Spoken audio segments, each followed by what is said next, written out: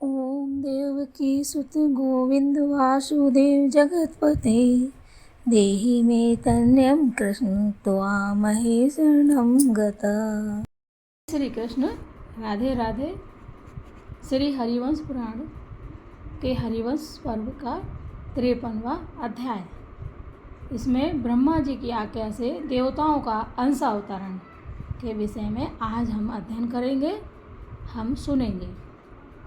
वैशंपायन जी कहते हैं, जन्मेजय पृथ्वी की यह बात सुनकर वे सभी देवता उसके प्रयोजन को सिद्ध करने वाले कर्तव्य का चिंतन करते हुए ब्रह्मा जी से इस प्रकार बोले, भगवान आप इस पृथ्वी के बड़े हुए भार को उतारिए, क्योंकि आप ही सब लोगों के शरीर सृष्टि करने वाले तथा संपूर्ण जगत के ईश्वर हैं। इस विषय में देवराज इंद्र, वरुण और यम को क्या करना चाहिए। धन्य अध्यक्ष कुबेर अथवा साक्षात भगवान नारायण का भी क्या कर्तव्य है। चंद्रमा, सूर्य, वायु, वाराय, आदित्य, 8 वसु तथा लोकों का कल्याण करने वाले 11 रुद्रों को भी इस विषय में क्या करना चाहिए। दोनों देव वेद, अश्विन कुमार, स्वर्गवासी साध्यगण, बृहस्पति, शुक्राचार्य, काल तथा कलिका भी इस समय क्या कर्तव्य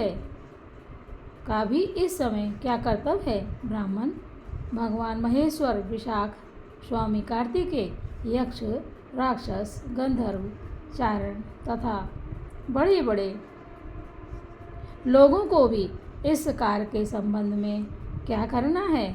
सुरेश्वर, पक्षी, पर्वत, बड़ी बड़ी लहरों से युक्त समुद्र तथा गंगा आदि दिव्य सरिताएं भी इस विषय में क्या कर सकती हैं। प्रभु शीघ्र आज्ञा दें, हम अपने अंश का प्रयोग किस प्रकार करें। यदि आप पृथ्वी के हित का कार्य अवश्य करना है तो बताइए। राजाओं में युद्ध की ज्वाला जगाने के लिए हम सब किस उपाय से काम लें। पितामह, हम सब लोग किस प्रकार अंश अवतार ग्रहण करें। हम में से जो देवता अंतरिक्ष में रहते हैं तथा जो पृथ्वी पर पार्थिव रूप से विराजमान हैं, वे सब सदस्य ऋत्विज ब्राह्मणों तथा राजाओं के कुल में अवतीर्ण हो तथा हम लोग भूतल पर अपने आयोनिज शरीरों की भी सृष्टि करें। इस कार्य के लिए यत्नशील हुए देवताओं का यह निश्चित मत सुनकर उन देवताओं से घिरे हुए लोक पितामह ब्रह्मा जी ने यह बात कही। बोलो ब्रह्मा जी की जय हो। शूर श्रेष्ठ गण, तुम लोगों का जो निश्चय है वह मुझे भी अच्छा लगता है। तुम लोग भूतल पर अपने ही समान तेजस्वी अपने शरीर के अंशों को प्रकट करो। श्रेष्ठ देवताओं, तुम सभी लोग अपने अपने तेज से अवतार लो और तीनों लोकों की लक्ष्मी को पाकर भूदेवी की रक्षा करते हुए वहाँ रहो। मैं पृथ्वी पर आने वाले इस भय को पहले से ही जानता था। ये देखिए यहाँ चालू हुआ था अपने। ये मैं पृथ्वी पर आने वाले इस भय को पहले से ही जानता था। अतः भूतल पर स्थित भारत वंश के लिए मैंने जो कुछ विचार किया है उसे सुनो। पहले की बात है, मैं पूर्व समुद्र के पश्चिम तट पर अपने पुत्र महात्मा कश्यप के साथ बैठा था। उस समय लोक और वेद का अनुसरण करने वाली प्राचीन कथाओं तथा बहुत से उत्तम गुण वाले पौराणिक इतिहासों की चर्चा द्वारा मैं समय बिता रहा था। उन कथा वार्ताओं को कहते सुनते हुए मेरे समीप मूर्तिमती गंगा के साथ मूर्तिमान समुद्र शीघ्रता पूर्वक आया। उसके साथ मेघों की घटा तथा वायु का भी आगमन हुआ था। वह ऊंची नीची लहरों के कारण वेग एवं तरंगों से युक्त अपनी गति को विषम बनाता हुआ आया था। जल जंतुओं के कारण विचित्र दिखाई देने वाले जल रूपी वस्त्र से उसका शरीर ढका हुआ था। उसके शरीर की कांति शंख और मुक्ताओं से अत्यंत निर्मल दिखाई देती थी। वह मूंगे और मणियों के आभूषण से विभूषित तथा पूर्ण चंद्रमा से संयुक्त होने के कारण उद्वेलित हो मेघ के समान गंभीर गर्जना कर रहा था। उसने मेरा तिरस्कार सा करते हुए अपनी मर्यादा का उल्लंघन करके अपने चंचल एवं नमकीन बिंदुओं से मुझे भिगो दिया। नमकीन जल बिंदुओं से मुझे भिगो दिया। जब समुद्र अपने उमड़े हुए जल से उस स्थान को नष्ट भ्रष्ट करने के लिए उद्धत हुआ, तब मैंने क्रोध भरी वाणी में उससे कहा, तू शांत हो जा, शांत हो जा। इतना कहते ही समुद्र तनुता सूक्ष्मता को प्राप्त हो गया। उसकी उर्मी और तरंगों का प्रभाव दब गया और वह राजलक्ष्मी से प्रकाशित होता हुआ मेरे समीप खड़ा हो गया।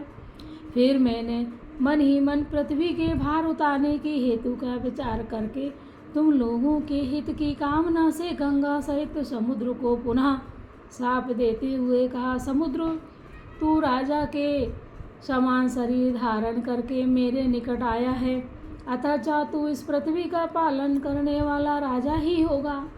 वहाँ भी अपनी सहज लीला को धारण किए अपनी तेज से तू मनुष्यों का भरण पोषण करने वाला तथा भरत वंश का भार वहन करने में समर्थ होगा। शांत हो जा। मेरे इतना कहते ही जो तू शांत होकर तनुता सूक्ष्मता को प्राप्त हुआ है, इसलिए तू सुंदर शरीर से युक्त एवं यशस्वी होकर संसार में शांतनु नाम से विख्यात होगा। देखिए शांतनु नाम का बताएं।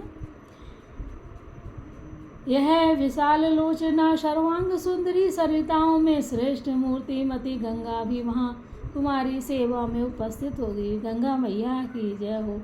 मेरा ऐसे कहने पर क्षोभ में भरा हुआ समुद्र मेरी ओर देखकर बोला, देव देवेश्वर, आपने मुझे शाप क्यों दिया? मेरा यह शरीर तो आपकी आज्ञा का पालक है। आपने ही इसकी रचना की है और यह सदा आपकी सेवा में ही तत्पर रहता है। मैं आपका पुत्र हूँ। आपने स्वयं ही मुझे ऐसे वचनों द्वारा जो आपके और मेरे अनुरूप नहीं, समुद्र जी कह रहे हैं ब्रह्मा जी से, कि जो आपके और मेरे अनुरूप नहीं, शाप कैसे दे दिया? भगवान, आपकी ही कृपा से पूर्णिमा के दिन में बड़े वेग से बढ़ जाता हूँ। ब्राह्मण, इस सहज नियम से प्रेरित होकर यदि मैं अपनी मर्यादा से विचलित हो गया तो इसमें मेरा अपना दोष क्या है? प्रश्न कर रहे हैं भगवान। आज पूर्णिमा के दिन प्रबल वायु द्वारा फेंके गए मेरे जल से यदि आपका स्पर्श हो गया, आप भीग गए, तो इसमें मुझे शाप प्राप्त होने का क्या कारण है? उठी हुई प्रचंड आंधी, बढ़े हुए महान मेघ और उगे हुए चंद्रमा से युक्त पूर्णिमा का पर्व, इन तीन कारणों से मैं क्षुब्ध उद्वेलित हो उठा था। ब्राह्मण, इस तरह आपके बनाए हुए कारणों नियम से ही क्षुब्ध होकर यदि मैंने अपराध किया है तो आप उसके लिए मुझे क्षमा कर दें और इस शाप को लौटा लें। देवेश्वर, मुझे दूसरा कोई सहारा देने वाला नहीं है। मैं शाप से शिथिल हो गया हूँ। यदि आप शरणागत की रक्षा का प्रतिपादन करने वाले प्रमाण पर दृष्टि रखते हैं तो मुझ पर अवश्य दया करें। यह देव नदी गंगा जी आपकी ही आज्ञा से इस भूतल पर अवतीर्ण हुई हैं, इसका कोई दोष नहीं है। इसे मेरे दोष से ही दोष की भागनी होना पड़ा है, अतः आप इस पर कृपा करें। महासागर देवताओं के भूभार हरण रूप उद्देश्य को नहीं जानता था, अतः मेरी शाप अग्नि से भयभीत हो उठा था। उस समय मैंने मधुर वाणी द्वारा उसे संतावना देते हुए कहा, महोदधे, शांत हो जाओ, तुम्हें डरना नहीं चाहिए, मैं तुम पर प्रसन्न हूँ। नदीश्वर, इस शाप में जो भावी कारण उद्देश्य है उसे बताता हूँ, सुनो। सरिताओं के स्वामी समुद्र, तुम अपने तेज से इस सागर शरीर को छोड़कर अर्थात योग बल से अपने आप को दो रूपों में विभक्त करके एक से तो यहाँ रह जाओ और दूसरे रूप से जाओ और भरत वंश में अपने शरीर का गर्भ में स्थापित करो। जल के स्वामी महासागर, उस भरत वंश में भूपाल बनकर राजलक्ष्मी से संपन्न हो। तुम चारों वर्णों का पालन करते हुए बड़े सुख से रहोगे। यह जो तुम्हारी प्रिया सरिताओं में श्रेष्ठ गंगा है, यह भी उस समय रमणीय अंगों से सुशोभित परम सुंदर रूप धारण करके वहाँ तुम्हारी सेवा करेंगी। बोलो गंगा मैया की जय हो। सागर, तुम मेरी आज्ञा से वहाँ इस जाह्नवी के साथ आनंद पूर्वक रहते हुए मुझे जल से भिगोने के कारण मिले हुए इस साप के दुख को भूल जाओगे। समुद्र, तुम्हें बहुत शीघ्र ही मेरी इस आज्ञा का पालन करना चाहिए। वहाँ इस गंगा के साथ तुम्हारा प्रजापत्य विधि से विवाह होगा। आठों वसु स्वर्ग से भ्रष्ट होकर रसातल में जा पहुँचे हैं। उन्हें मनुष्य रूप में उत्पन्न करने के लिए मैंने तुम्हें नियुक्त किया है। अग्निदेव के समान गुणशाली और तथा देवताओं की प्रसन्नता को बढ़ाने वाले उन आठों वसुओं को संतान रूप में उत्पन्न करने के लिए यह गंगा तुमसे गर्भ धारण करे। सागर, तुम वसुओं को शीघ्र ही जन्म देकर कुरुकुल की महत्ता बढ़ाने के अंतर उस मानव शरीर का त्याग करके पुनः अपने समुद्र रूप में प्रवेश करोगे। सुरश्रेष्ठ गण, इस प्रकार मैंने भविष्य में होने वाले पृथ्वी के राज समूह रूपी भार को देखकर तुम्हारे हित के लिए पहले ही यह कार्य कर दिया है। इस तरह भूतल पर शांतनु के वंश का बीजारोपण मैंने कर दिया है। स्वर्ग में रहने वाले जो वसु थे वे गंगा के गर्भ से उत्पन्न हो चुके थे और उनमें से ये 7 वसु यहाँ आ गए, परंतु एकमात्र 8वां वसु गंगा का पुत्र होकर अब तक वहाँ पृथ्वी पर ही लटक रहा है। शांतनु की दूसरी पत्नी सत्यवती के साथ पति के रहने पर भीष्म की अपेक्षा जो दूसरा पुत्र उत्पन्न हुआ उसका नाम विचित्रवीर था। वह कुरुकुल का तेजस्वी एवं प्रतापी राजा था। विचित्रवीर के 2 ही पुत्र इस समय पृथ्वी पर वर्तमान हैं। वे दोनों ही राजा एवं पुरुषों में श्रेष्ठ हैं। धृष्टराज और पांडु नाम से उनकी ख्याति है। उनमें से पांडु की 2 शोभा संपन्न सुंदरी पत्नियां हैं जो देवांगनाओं के समान रूपवती हैं। उनके नाम हैं कुंती और माद्री। राजा धृष्टराज की एक ही पत्नी है जो इस भूतल पे गांधारी के नाम से विख्यात है। वह पति के समान आचार से रहने वाली और सदा पतिव्रत धर्म का पालन करने वाली है। इन दोनों राजाओं के पुत्रों में महान युद्ध होने वाला है। तुम लोग उन्हीं के पक्ष और विपक्ष में पृथक पृथक अपने वंश को उत्पन्न करो। ये महाभारत, इसका मतलब ये है कि ये महाभारत के समय का है ना, युद्ध होने वाला है। उनके पैतृक राज्य के बंटवारे के संबंध में विवाद होने पर बड़ा भारी संग्राम छिड़ जाएगा और उसमें बहुत से नरेशों का विनाश होगा। वह महान युद्ध प्रलय काल के समान भयंकर एवं संहारकारी होगा। जब सेना सहित राजा लोग उस युद्ध में उपस्थित होंगे उस समय एक दूसरे से लड़ भिड़कर उन सब की शांति यानी मृत्यु हो जाएगी। इस दशा में इस भूतल के सभी नगर और राष्ट्र निर्जन से हो जाएंगे और यह पृथ्वी शिथिलता को प्राप्त हो जाएगी। द्वापर युग के अंत में घटित होने वाले इस भावी विनाश को मैंने पहले से ही देख लिया है। उस समय अपने सैनिक मनुष्यों सहित समस्त भूपाल शस्त्रों द्वारा विनष्ट हो जाएंगे।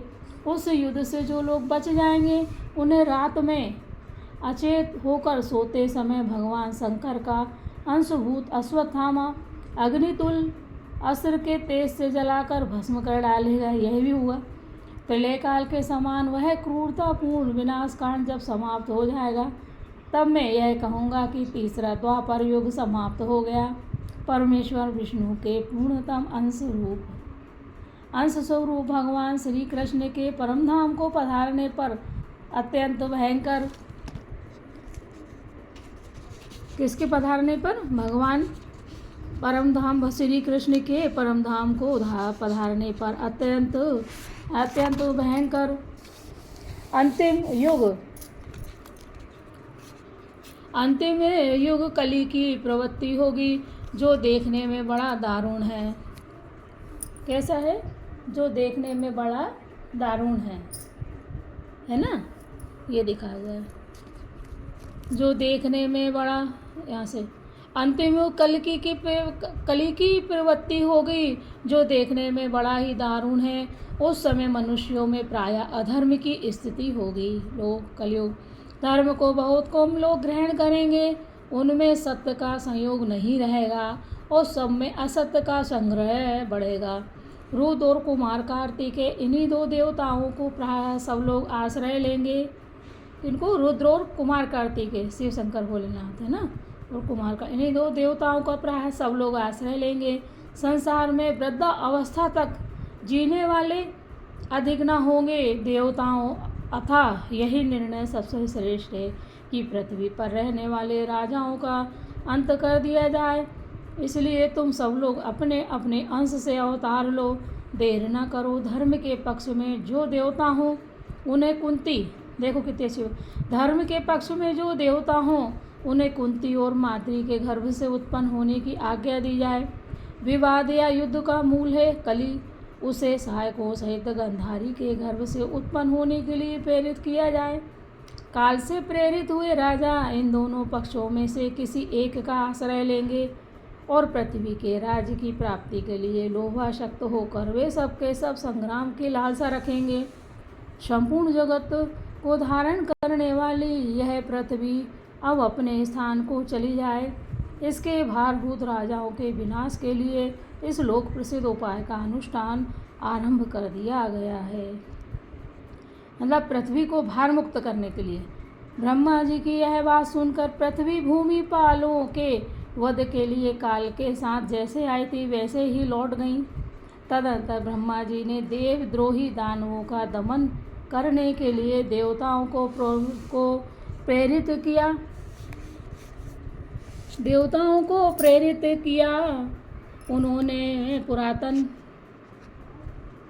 उन्होंने पुरातन ऋषि नर, पृथ्वी को धारण करने वाले शेषनाग, सनत कुमार, साध्यगण, अग्नि आदि देवता, वरुण, यम, शूर, चंद्रमा, गंधर्व, अप्सरा, रुद्र, आदित्य तथा दोनों अश्विनी कुमार, इन सबको अवतार लेने के लिए प्रेरणा दी। तत्पश्चात समस्त देवताओं ने पृथ्वी पर अपना अपना अंश उत्पन्न किया। राजन, मैंने तुम्हें पहले आदि पर्व अंश अवतरण के प्रसंग में जैसा बताया है उसके अनुसार दैत्यों और दानवों का विनाश करने वाले वे देवता योनिज और अयोनिज रूप से पृथ्वी पर राजा होकर उत्पन्न हुए। उनके शरीर पिंड खजूर के समान हुए, वज्र के तुल्य थे। उनमें से कितने ही 10,000 हाथियों के समान बलवान थे, कितने ही बल के अटूट प्रभाव से संपन्न थे। वे गदा, परिघ और शक्तियों के आघात सह लेने में समर्थ थे। उनकी भुजाएं परिघों के समान मोटी एवं सूक्ष्म थी। वे सब के सब पर्वत शिखरों द्वारा प्रहार करने वाले तथा परिघों से युद्ध करने में कुशल थे। उनमें से सैकड़ों हजारों वीर देवता विष्णु वंश, कुरु वंश तथा पांचाल वंश में राजा एवं राजकुमारों के रूप में उत्पन्न हुए थे। कितने ही देवता समृद्धिशाली याज्ञिक ब्राह्मणों के कुलों में प्रकट हुए थे। वे संपूर्ण अस्त्रों के ज्ञाता, महाधनुर्धर, वैदिक व्रत के अनुष्ठान में तत्पर, समस्त समृद्धिकारी गुणों से संपन्न यज्ञकर्ता तथा पुण्य कर्मों का अनुष्ठान करने वाले थे। वे कुपित होने पर पर्वतों को भी हिला देते थे। वे कुपित होने पर पर्वतों को भी हिला सकते थे, पृथ्वी को विदीर्ण कर सकते थे, आकाश में उड़ सकते थे और समुद्र को भी विक्षुब्ध कर सकते थे। भूत, भविष्य और वर्तमान के स्वामी ब्रह्मा जी उन देवताओं को उपयुक्त आदेश दे भगवान नारायण को समस्त लोकों की रक्षा का भार सौंप कर शांत हो गए। जन्मेजय, समस्त प्राणियों का हित साधन करने में समर्थ भगवान विष्णु प्रजावर्ग के हित के लिए इस भूतल पर जिस प्रकार अवतीर्ण हुए थे वह प्रसंग फिर सुनो। राजा यताति के वंशज बुद्धिमान वसुदेव के आदरणीय कुल में यशोवर्धक कर्म करने वाले भगवान नारायण ने जन्म ग्रहण किया फिर से। राजा यताति के वंशज बुद्धिमान वसुदेव के आदरणीय कुल में यशोधर्मक कर्म करने वाले भगवान नारायण ने जन्म ग्रहण किया। बोलो नारायण जी भगवान की जय। श्री कृष्ण हरि की जय हो। जय श्री कृष्ण। इस प्रकार श्री महाभारत के खिलवाड़ हरिवंश के अंतर्गत हरिवंश पर्व में देवताओं का अंश अवतार विषयक 53वां अध्याय पूरा हुआ। ओम नमो भगवते वासुदेवाय नमः। ओम नमो भगवते वासुदेवाय नमः। जय हो प्रभु, सबकी रक्षा करें। हम संतान गोपाल मंत्र करेंगे, इसमें आप सभी लोग भी बोल सकते हैं। सभी की मनोकामनाएं पूर्ण हो। संतान गोपाल मंत्र। ओम देवकी सुत गोविंद वासुदेव जगतपति देहि में तन्यम कृष्ण त्वामहे शरणं गता। जय हो प्रभु, हम आपकी शरण में हैं। आप सभी की रक्षा कीजिए। जय श्री हरि। राधे राधे।